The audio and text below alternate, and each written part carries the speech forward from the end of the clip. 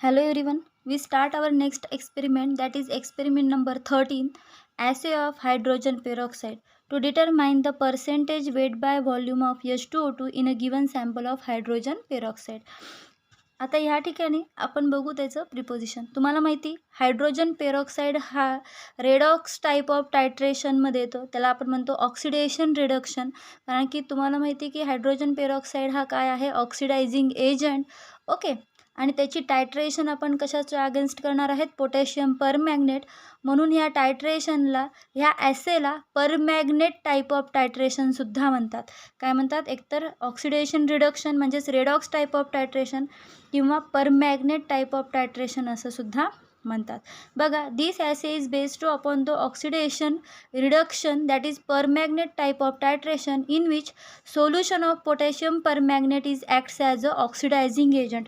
ह्या ठिकाणी potassium permanganate काय ॲक्ट करतं, ॲज अ ऑक्सिडायझिंग एजंट. आणि हायड्रोजन पेरॉक्साईडसुद्धा ऑक्सिडायझिंग एजंटच असतो, but in the presence of strong oxidizing agent like potassium permanganate, hydrogen peroxide acts as a reducing agent.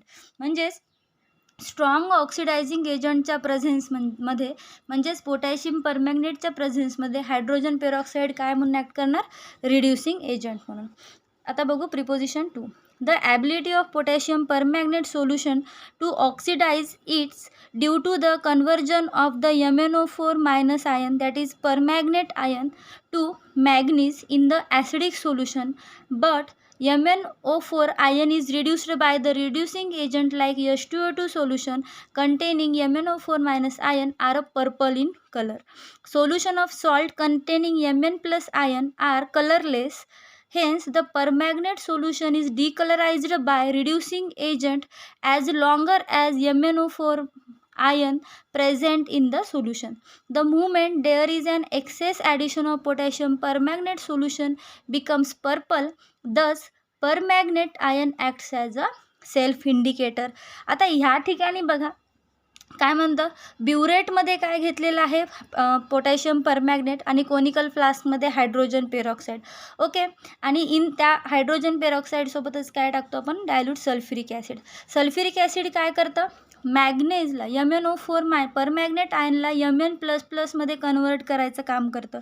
तुम्हाला माहिती आहे हा MnO4चा कलर असतो पर्पल कलर. ओके. पण जेव्हा ते Mn++मध्ये रिड्यूस होतो तेव्हा तो कलरलेस होतो. ओके. जोपर्यंत त्या ठिकाणी परमॅग्नेटला ऑक्सिडाईज करायचं काम सुरू असतं, ओके, हायड्रोजन पेरॉक्साईड त्याला रिड्यूस करतं. ओके.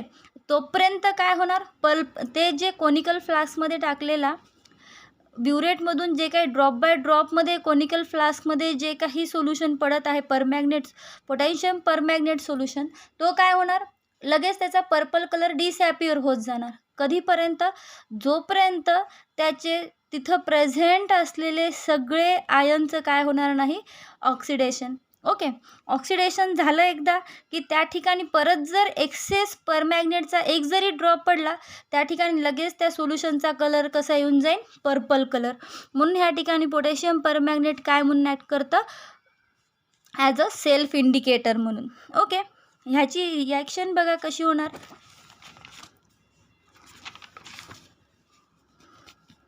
2 KMnO4 प्लस H2 हे स्टँडर्डायझेशनसाठी आहे. Oxalic acid H2C2O4 plus 3H2SO4 it gives K2SO4 2 MnSO4 आणि 10 CO2 आणि H2O. आणि ॲसेसाठी बघा 2 KMnO4 प्लस 3H2O आणि H2O2. KMnO4ची रिॲक्शन कशासोबत होणार, H2SO4 आणि हायड्रोजन पेरॉक्साईडसोबत काय फॉर्म होणार, K2SO4 MnSO4 O2 इव्हॉल्व होणार आणि H2O. आलं लक्षात. ही झाली त्याची रिॲक्शन. ह्या ठिकाणी कळत आहे ना सगळ्यांना की जोपर्यंत ॲसिडिक मीडिया आहे, बघा MnO4 minus in this assay dilute sulphuric acid use to conversion of MnO4 permanganate ion to the Mn+ in the acidic media, but in alkaline or neutral condition there is a formation of brown color precipitation of manganese dioxide which infers interferes with the detection of end point since acid is use. काय म्हणतं, sulphuric ॲसिडच का use केलं, कारण की त्या ठिकाणी जर alkaline किंवा न्यूट्रल कंडिशन असली असती, मीडिया असला असता, तर त्या ठिकाणी या मॅग्नीजचा कलर कसा आला असता, ब्राऊन कलर आला असता. ओके, कसं झाला असता, ब्राऊन कलरमध्ये, जे की आपल्याला एंड पॉईंट डिटेक्शनला कसं गेलं असतं, अवघड गेलं असतं.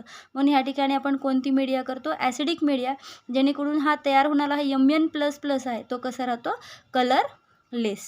ओके, आणि जेव्हा एक्सेस सोल्युशन ॲड होईल पोटॅशियम परमॅग्नेटचं, तेव्हा काय होईल, ॲटोमॅटिक त्या रिॲक्शनला कोणता कलर येईल, पर्पल कलर. ओके, आता बघू आपण त्याची step wise procedure. Take 10 ml of 0.1 normal oxalic acid solution in a conical flask. Add 10 ml dilute sulfuric acid. Heat up to 70 degrees Celsius and titrate this heated solution against given solution of potassium permanganate. Report the reading by repeating it for the 3 times and calculate the normality of potassium permanganate. काय घ्यायचे, conical फ्लास्कमध्ये 0.1 normal 10 ml oxalic acid घ्यायचं, त्यात 10 ml dilute sulphuric acid टाकायचं आणि त्याला 70 डिग्रीपर्यंत heat करायचं आणि नंतर हीट झाल्यानंतर पोटॅशियम परमॅग्नेटच्या अगेन्स्ट त्याला टायट्रेट करायचं. ओके, ह्या ठिकाणी बघा, assay of hydrogen peroxide. Take 10 ml of given hydrogen peroxide in a volumetric flask. Dilute up to the 100 ml of mark. Pipette out 25 ml dilute solution in the conical flask. काय करायचं, आधी 10 ml hydrogen peroxide घ्यायचं, त्याला 100 ml पर्यंत dilute करायचं, त्यामधलं 25 ml घ्यायचं conical फ्लास्कमध्ये आणि त्यामध्ये डायल्यूट सल्फ्युरिक ॲसिड ॲड करायचं आणि त्या ठिकाणी पोटॅशियम परमॅग्नेट्सच्या अगेन्स्ट काय करायचं, टायट्रेट. ह्या ठिकाणी permanent pink colour indicate the end point, म्हणजे कलरलेसचं कन्वर्जन कशामध्ये होणार, लाईट पिंकमध्ये, that detect the end point. और ह्या ठिकाणी इंडिकेटर कोणतं यूज करणार, पोटॅशियम परमॅग्नेट, जे की काय म्हणून ॲक्ट करतं, सेल्फ इंडिकेटर म्हणून. Okay, start the calculation of the assay of and standardization of hydrogen peroxide. Okay, let's see standardization calculation. Potassium permanganate is equal to oxalic acid. त्याआधी सगळ्यांनी रीडिंग लिहून घ्यायची आहे. हे बघा, ही रीडिंग ऑब्झर्वेशन टेबलमध्ये स्टँडर्डायझेशनची रीडिंग आलेली आहे 10 ml आणि ह्या ठिकाणी ॲसेची रीडिंग आली आहे 12 ml. किती आहे, 12 ml. हे सगळं जशाला तसं सगळ्यांनी लिहून घ्या मॅन्युअलमध्ये. ओके, आता कॅल्क्युलेशनकडे लक्ष द्या. ओके, कॅल्क्युलेशनमध्ये स्टँडर्डायझेशनचं बघा, potassium permanganate is equal to oxalic acid. Potassium परमॅग्नेटचा नॉर्मॅलिटी N1 कन्सिडर करू आणि त्याचा व्हॉल्यूम V1 आणि तसंच ऑक्झॅलिक ॲसिडची N2 आणि V2 कन्सिडर करू. ह्याच आपल्याला पोटॅशियम परमॅग्नेटचं नॉर्मॅलिटी काढायची, म्हणजे N1ला इकडं घेतलं, इकडंच राईट हँड साईडला ठेवलं तर V1 कुठं जाईल, डिवायडेशनमध्ये. मग मला सांगा बरं, ऑक्झॅलिक ॲसिडची नॉर्मॅलिटी किती आहे, 0.1. V2 म्हणजे आत्ताचा आपला रीडिंग किती आली, ब्युरेट रीडिंग जी आहे 10 आणि V1 किती आलेला आहे, V1 म्हणजे व्हॉल्यूम ऑफ ऑक्झॅलिक ॲसिड, जे की किती घेतलं आहे 10. ह्याचा आन्सर आलेला आहे 0.1 नॉर्मल. ओके, आता आपल्याला कॅल्क्युलेट करायची आहे. सगळ्यांनी मॅन्युअल ओपन करून ठेवा, जेणेकरून तुम्हाला कॅल्क्युलेशन इझी समजेल. पर्सेंटेज प्युरिटी कॅल्क्युलेट करायची आहे. ओके, ह्यामध्ये आपल्याला ॲसेची रीडिंग घ्यावं लागणार आहे. x ml of N normal KMnO4 is equal to formula 0.0017 into small n into x divide by capital N. 0.0017 factor जशाला तसं. स्मॉल n म्हणजे आपली कॅल्क्युलेटेड नॉर्मॅलिटी जी N1ची आहे ती 0.1 इंटू यक्सची रीडिंग ॲसेची 12 आलेली आहे आणि नॉर्मॅलिटी 0.1.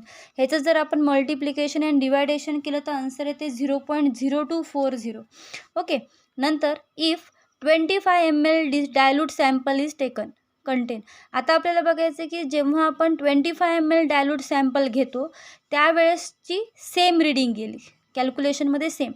हे झाला फॅक्टर, नॉर्मॅलिटी, रीडिंग आणि फॅक्टर नॉर्मॅलिटी. आता आपल्याला बघायचं की 100 ml डायल्यूटेड सॅम्पलमध्ये H2O2 किती असेल.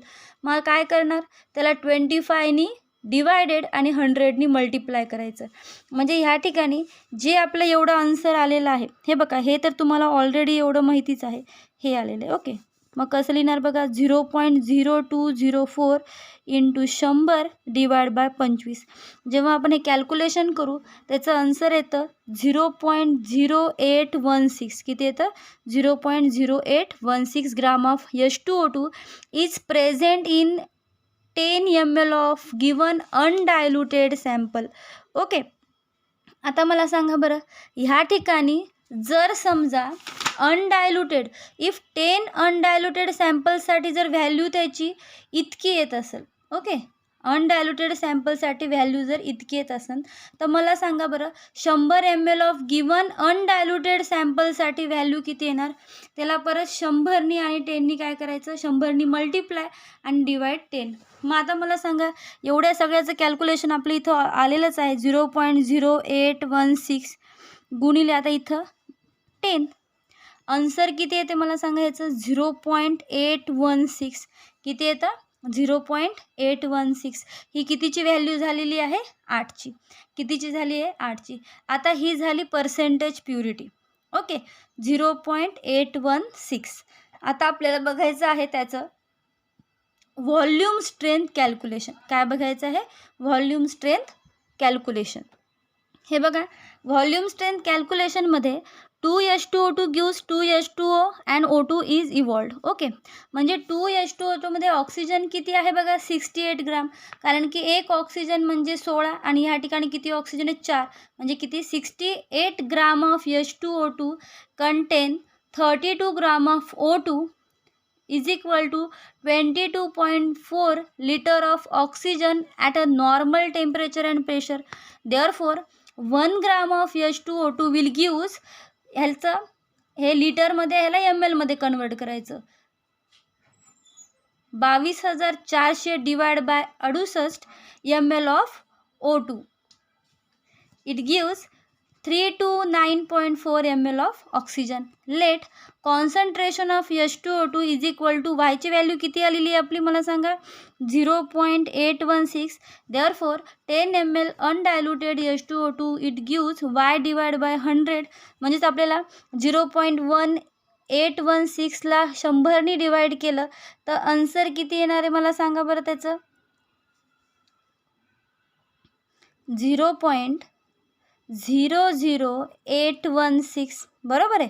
आता hence therefore contain y by 10 gram of H2O2 that is 10 ml of H2O2 gives 22,400 divide by 68 into y by 100. आता ह्याचं जर डिवायडेशन केलं तर त्याची व्हॅल्यू येते 329.41 आणि y बाय 10ची व्हॅल्यू इथं आपली ऑलरेडी आलेली आहे 0.00816. मग therefore the strength of H2O2 is gives 2.68. किती येणार स्ट्रेंथ त्याची? 2.68. मग रिझल्टमध्ये काय लिहिणार मला सांगा? नॉर्मॅलिटी किती आली KMnO4ची? Result 0.1 normal. Okay, percentage purity किती आली मला सांगा? 0.816. आणि व्हॉल्यूम स्ट्रेंथ किती आली? Is equal to 2.68. ओके, ही झाली त्याची व्हॉल्यूम स्ट्रेंथ. आणि हे झालं आपला ॲसे ऑफ हायड्रोजन पेरॉक्साईड. ह्याचा एक डेमो तुम्हाला लगेच दिसून जाईल. बघा ते कलर चेंजेस कसे होतात ते. Okay, thank you. हॅलो एव्हरीवन, आता आपण हायड्रोजन पेरॉक्साईडच्या ॲसेचा डेमो बघणार आहोत. तर ह्या ठिकाणी कोनिकल फ्लास्क सगळ्यांना दिसत आहे. ह्या कोनिकल फ्लास्कमध्ये काय काय घ्यायचं आहे नीट लक्षात घ्या. 25 ml diluted solution of hydrogen peroxide आणि 20 ml dilute sulphuric acid. Okay, काय घ्यायचं आहे यामध्ये? हायड्रोजन पेरॉक्साईड आणि 20 ml डायल्यूट सल्फ्युरिक ॲसिड. आणि त्याचं टायट्रेशन कशाच्या अगेन्स्ट करायचं आहे? ब्युरेटमध्ये काय फिलअप करायचं आहे? Potassium permanganate. काय करायचं आहे? पोटॅशियम परमॅग्नेट. आता ह्या ठिकाणी बघा कोनिकल फ्लास्क हे दिसत आहे ब्युरेटमध्ये. ह्या ब्युरेटमध्ये काय दिसत आहे तुम्हाला? पोटॅशियम परमॅग्नेट आणि त्याचं टायट्रेशन अगेन्स्ट हायड्रोजन पेरॉक्साईड करायचं. ह्या ठिकाणी आपल्याला वेगळं इंडिकेटर टाकायची गरज नाही आहे, कारण की पोटॅशियम परमॅग्नेट काय म्हणून यूज करतो? Self indicator. ओके, आता ह्या ठिकाणी बघा टायट्रेशन होत आहे. एक ड्रॉप पडला की तो डिसॲपियर होत आहे, कारण की त्या ठिकाणी काय होणार, प्रेझेंट असलेला सल्फ्युरिक ॲसिड काय करत आहे, परमॅग्नेट आयनचं कन्व्हर्जन Mn++ मध्ये करत आहे. ओके, Mn++ मध्ये केल्यामुळे त्या ठिकाणी काय झालं, हायड्रोजन पेरॉक्साईड जेवढा काही त्या ठिकाणी प्रेझेंट आहे त्याचं काय होत आहे, त्याचं रिडक्शन. ओके, आणि त्यामुळे त्या ठिकाणी काय होत आहे, Mn+ तयार. ओके, Mn+ झाल्यामुळे Mn+चा कलर कसा असतो, कलरलेस. त्यामुळे त्या ठिकाणी बघा थोडासा आल्यासारखं वाटत आहे आपल्याला पर्पल कलर, आणि तो डिसॲपियर होत आहे.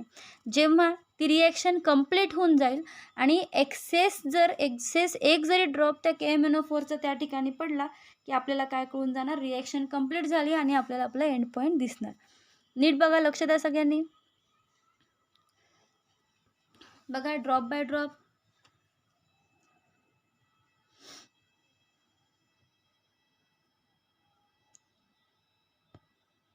दिसत आहे सगळ्यांना. आता हळूहळू बघा कलर येत आहे, त्याला येते आता. लगेच तुम्हाला प्रश्न पडला असेल, मॅडम कुठं दिसत आहे कलर, वेट करा येते. बघा टायट्रेशन कंप्लीट होऊ द्या. रिॲक्शन कंप्लीट झाली की आपल्याला आपला एंड पॉईंट दिसून येईल, जो की कोणता end point, colourless to pink.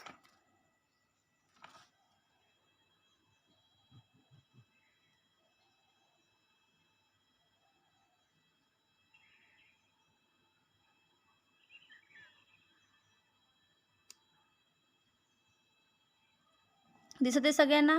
हळूहळू कलर येत आहे, डेव्हलप होत आहे कलर. ओके, आता ह्या ठिकाणी आपला फेंट पिंक कलर ह्या ठिकाणी आलेला आहे. ओके, दिसत आहे सगळ्यांना पिंक कलर. हे आहे आपलं ॲसे ऑफ हायड्रोजन पेरॉक्साईड. कळालं सगळ्यांना.